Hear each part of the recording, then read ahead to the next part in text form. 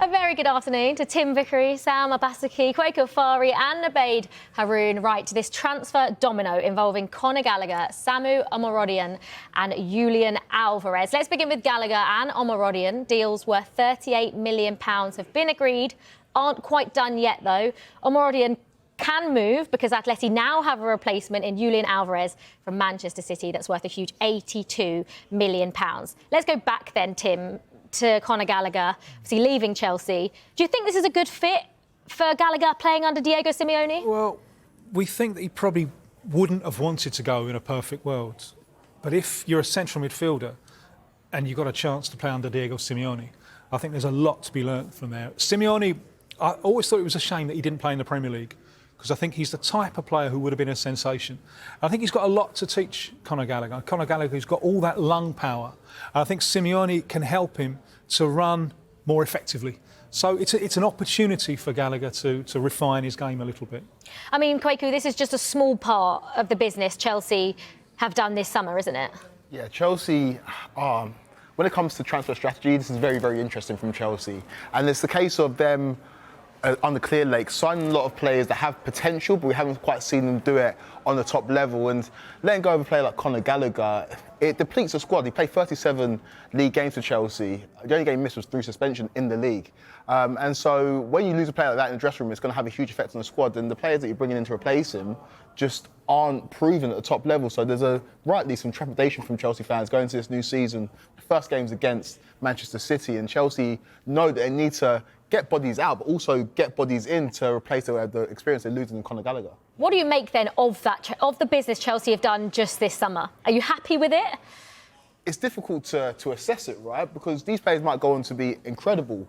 If you look at Cole Palmer, he didn't start a league game for Chelsea last season until the beginning of October. No Chelsea fan would have thought he would have scored 22 league goals last season. If you look at the signings that Chelsea made last summer, it's a slightly different strategy. If you look at that, there's Premier League proven players there. In Moises Caicedo, obviously Lavia was very, very good at Southampton, and Kunku's a player that was good playing in Germany. But it's a different strategy this summer for Chelsea, and that's why I think a lot of Chelsea fans are worried. In terms of the outgoings last year, Chelsea lost the core of that squad that won the Champions League in 2021. And so within a couple of years, Chelsea's team is completely different. I don't think we've ever seen a team win the Champions League and then within 3 years, almost nobody's there. Reece James and Ben Chilwell, the only remaining players from that winning Champions League side. And so it shows you the different strategy when it comes to Clear Lake, and their approach to it is very interesting. If it pays dividends and Chelsea are good next season, then it might be a model that other clubs follow. But as of now, Chelsea have 41 players on their books. The season starts in a week and a half. I am very worried for Chelsea's upcoming season. I'm not sure what the model is. What is the model to follow? I don't know if anyone knows. Yeah, we were talking about forwards in the earlier show, and you've got 7 or 8 forwards, all with completely different attributes, completely different wage sort of structures in place for them, and then also completely different expectations of how much football they want to play or where they may end up. I don't feel like that's a strategy. Yeah. But they're all being told something for them to come to this project. Yeah, what are they being told? And that's why it's interesting, because the window you saw last time, I think that there was players that obviously thrived in Caicedo, especially at the back end of last season. Palmer obviously did well. Petrovic, he played a big part in what Chelsea achieved. But then the injuries, I'd say, affected Nkunku. So that was something else, and Lavia as well. But this window, I think we're almost seeing something different to that window. You're seeing a lot of youngsters coming through the door, playing in positions that are already filled with youngsters as well. So I'm not really sure if it makes sense. And if you think it's complicated now, let's fast forward 12 months. Because in a year's time, they've got 2 absolutely fantastically promising South Americans coming in. Kendry Paez from Ecuador, who's already an established international with the Ecuadorian national team, and Estevão from Brazil, who is possibly the best talent Brazil has produced since Neymar. Both of them quite physically frail, left-footed. You're thinking, how on earth are these going to fit in the same team? So if it's complicated now, wait a year. Tim, how good are we talking about these 2 kids? How good are we talking? Are we talking good as in they're going to come to Chelsea in a year's time, and you think perhaps going to get straight into that team? You were mentioning there, what are these players being told, you know? And I've heard that Estevão said yes to Chelsea because they said, we're not loaning you out. You are straight in contention. He's a young man in a hurry, you know. How good is he? Well, he's just suffered an injury, so he's on the back burner for a little bit. If he's fully fit, he's probably in the next Brazil squad for World Cup qualification at the start of next year. He's astonishing. Yeah. Kendry Paez, the Ecuadorian, has got a little bit of a kind of South American Phil Foden about him. And these are wonderful talents. I suppose you'd file it under nice problem to have, trying to fit all these players into a team, but it is a problem nonetheless. Yeah. Tim, you're getting me all excited. Start off at 59, I've heard that. Yeah, there we go. Right, another player then, on his way to Atletico Madrid, we just spoke about Conor Gallagher, is Julian Alvarez. What do you make of this deal, Tim? It is obviously a huge fee. It's a massive fee. Good news for River Plate, because they get some of the solidarity payments. If you'd have asked me 2-3 months ago, well, I thought, no way. Because Alvarez, I thought, was such a pep player. You know, it's a phrase I've often used about him. He's a striker with the soul of a midfielder. You know, he's so versatile, can play right up top, can play a little bit behind and so on. And you thought, this is such a pep player. And then, when City let him go to the Olympic Games, because there's no obligation to release for the Olympic Games, it's not on the FIFA calendar, and he went into the Olympic Games having just played the Copa America, 71 matches during the season. And when they let him go to the Olympics, you think, he's not in their plans anymore. That was the flag, the waving, saying he's on his way out. Now, from his point of view, he's moaned a little bit about wanting to be more important. And in today's market, Alvarez is something of an exception, because a lot of the players are being bought as promises rather than realities. Alvarez waited in Argentina just that little bit more. So at the time that he came, he was by far the best player in Argentine football. So he's used to being. And he's won the World Cup, he's won the Copa America twice. He wants to be one of the first names on the team sheet. You know, so he's a young man in a hurry. But 2 or 3 months ago, I never, ever would have seen this one coming.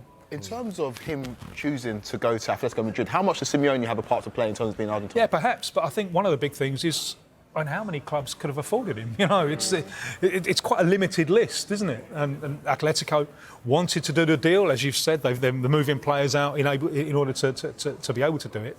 He's such an important player for Argentina, Alvarez, because we're going to have to face this. Sooner or later, we're going to have to say farewell to Lionel Messi.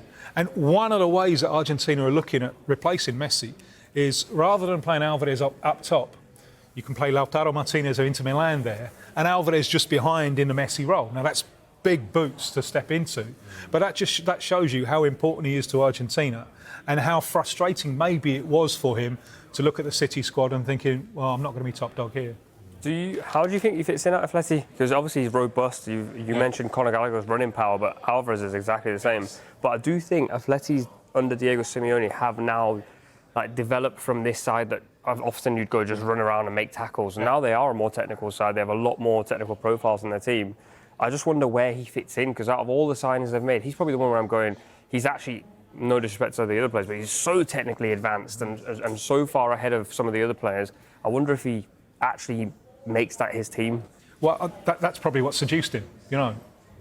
Stay at City and you'll be one of a squad. Come to Atletico Madrid and we will build things around you. You know, I think that's probably been a key thing in Simeone's sales pitch. I mean, Tim spoke about it there for Argentina, Nabeid, maybe Julian Alvarez sort of dropping back and playing Lautaro Martinez up top. So do you think Alvarez is an out-and-out number 9 or not? I've struggled with this because he's such a clean finisher. When I first saw him at City, I was like, this looks like an Aguero regen. The clean finishes from tight angles. He doesn't necessarily hit it across the keeper every time. Sometimes he hits it near post. The variation's very Aguero-esque. But then when I saw him play a little bit deeper, I was like, his intelligence off the ball is really good. He drops into the pockets at the right times. I don't think he's a pocket player per se, but I think because he's got the technical quality that you can get the ball into him in that number 10 role. And I don't mean De Bruyne number 10. I do mean like a Messi number 10, like a very close to the forward, but he picks up the pieces and finds the forward after. That is the position I think he will end up playing. I don't really feel like there's a role right now, but it's almost like a traditional Kaká type role, like a 10 but bordering a 9 next to a number 9. I mean, in terms of his replacement, Tim, is it Savinho? How are we okay with both? Yeah, both. His name's Savio. Savinho just means little Savio, so it's kind of familiar touch. The original Ronaldo was Ronaldinho originally, so call him Savio, call him Savinho. It's the farm boy, because he grew up on a farm, going to the city. In no way is he a like for Alvarez, because Alvarez, as we've said, is a footballer. Savinho is a winger. Left-footed, can do either wing. Played most of his football coming up, cutting in from the right, but had that glorious season last season with Girona in Spain when he was doing both wings. And what fascinates me with this move is that with Alvarez, you could just see that he could slot in a number of different ways. With Savio, I think there are more complicated questions here. One thing that the Guardiola school is often criticised for in Brazil is the positional rigidity. And people would say that about maybe Jack Grealish at the moment, how he's been limited at City. Savio, he does like to carry the ball. Quite strong trunk, he's developing physically, he'll like to carry the ball cross-field.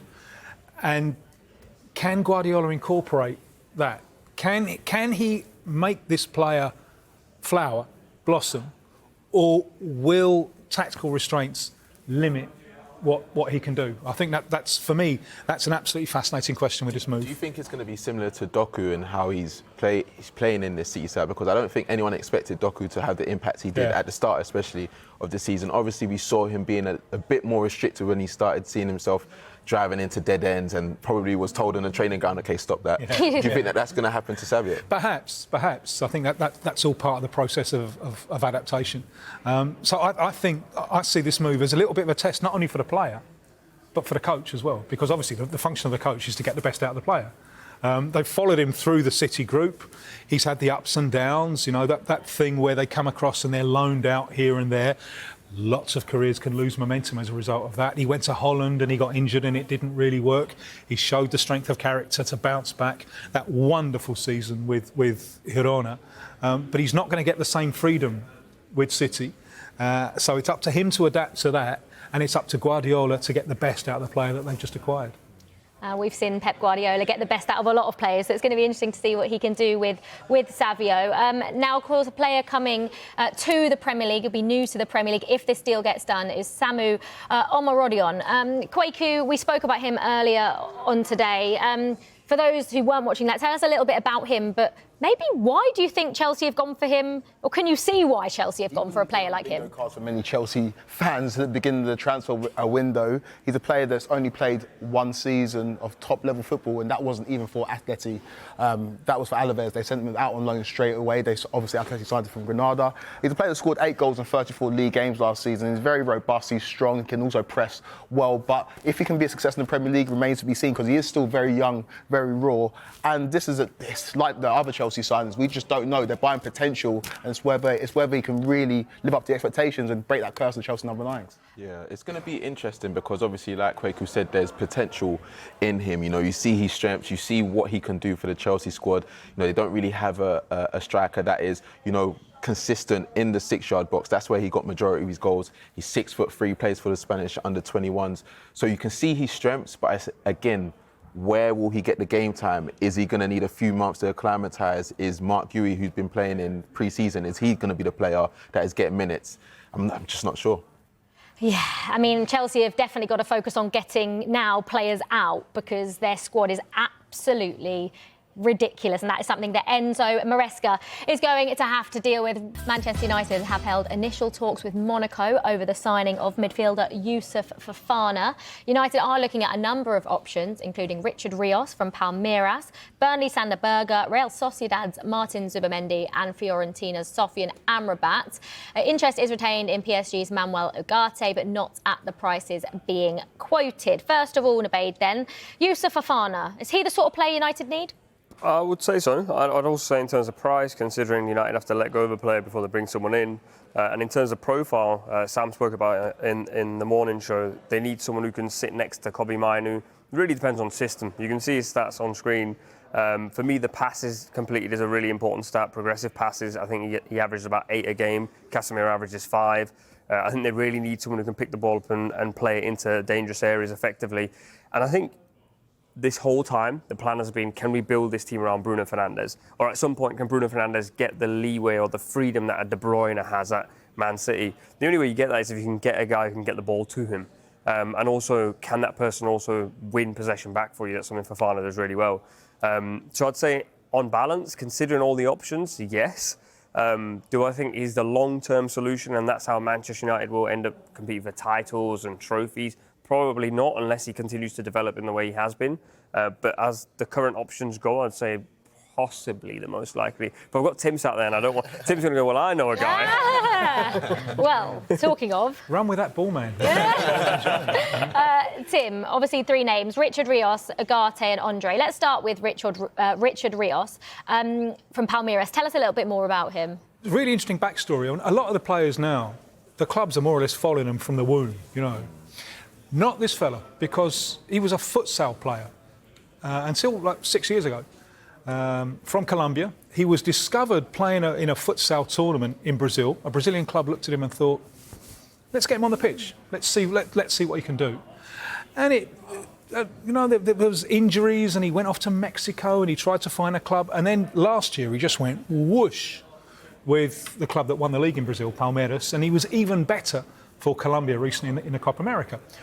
I agree entirely with your analysis about what United need from central midfield. Someone to sit maybe alongside Kobbie Mainoo.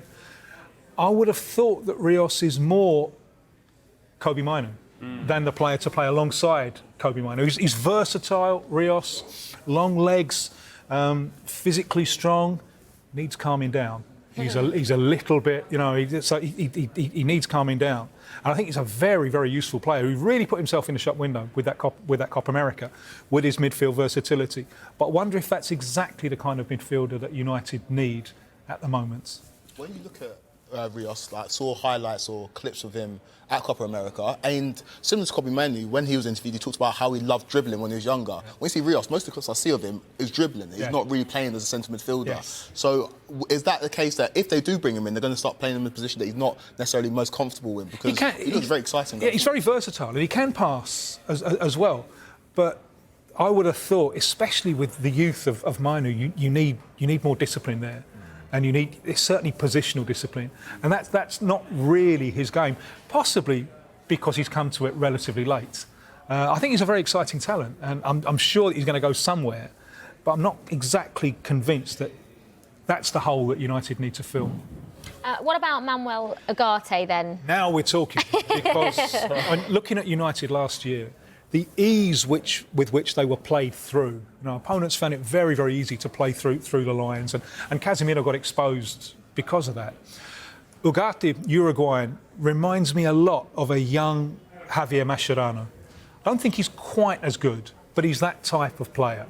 Tigerish in the tackle, understands the game, likes the pressure, likes the occasion, wins the ball, crisp forward passes.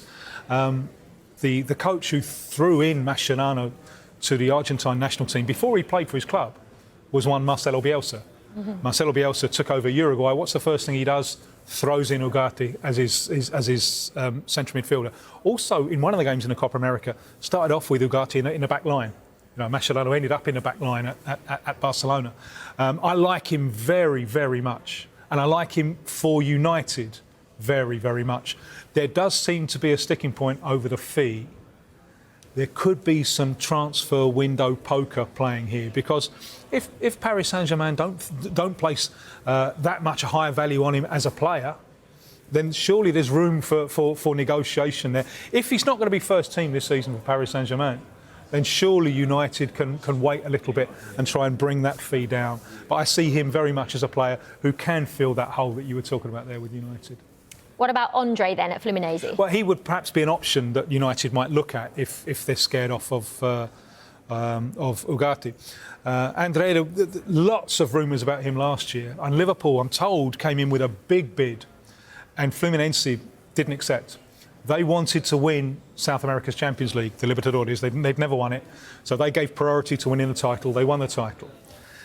The problem is, so much of the transfer window, especially for South American clubs, is timing. And since then, a year later, he's now hit the 23 mark, which is the point at which the European clubs start to be less interested. He has run into injury problems. His club, the reigning South American champions, are currently in the relegation zone in Brazil, although Thiago Silva he's played 4 games in the league for them. They won them all 1-0. So he's helped them carry them out of the relegation zone. But all these things put together, and the value of André is not what it was a year ago. Now, Fulham are also interested. I think Fluminense will have to sell this window, because if they don't sell this window, the value will plummet once he reaches 24.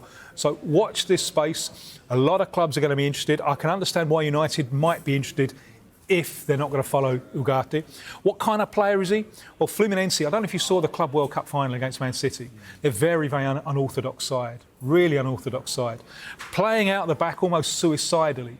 So André, as the holding midfielder, used to receiving the ball in pressure situations, used to progressing the ball, also gets around the high defensive line much of the time, so loads and loads of space to cover.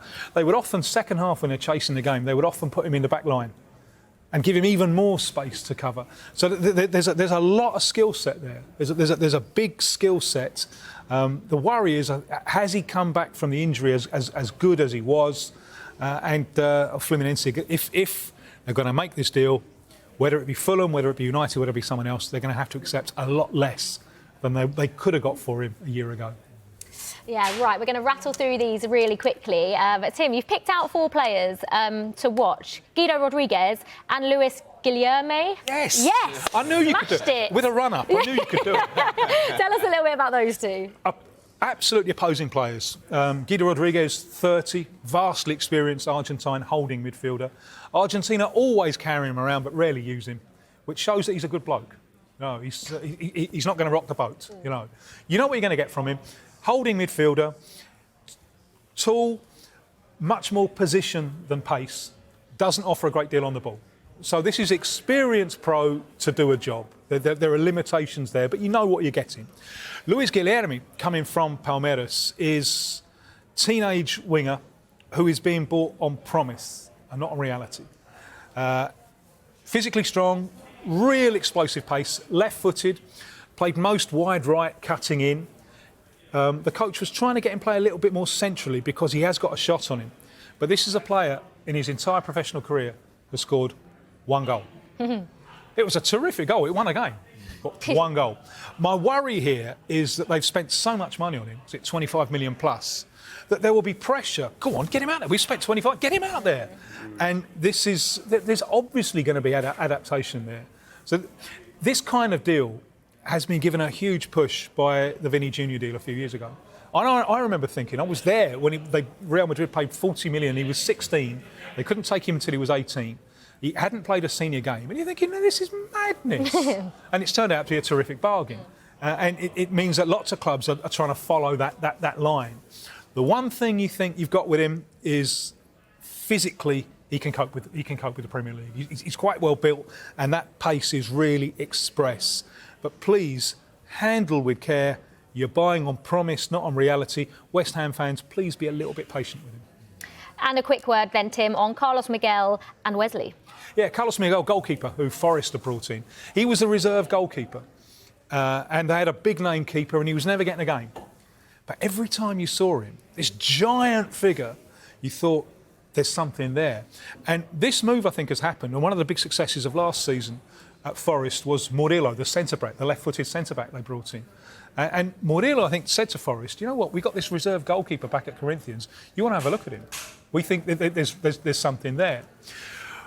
I remember from when I first went to Brazil and played the lowest level of football you could possibly imagine, playing in goal. Defending is a collective endeavour. And you've got to have language in order to do it. I was playing in a team that was half English, half Brazilian, and I was trying to think, what language should I be talking in? The ball's already in the back of the net. So Carlos Miguel, whether they're going to throw him in straight away, I don't know. Whether they're going to give him an intensive course in English for goalkeepers, But and certainly Murillo thinks the world of him. That's why he's persuaded the club to have a look.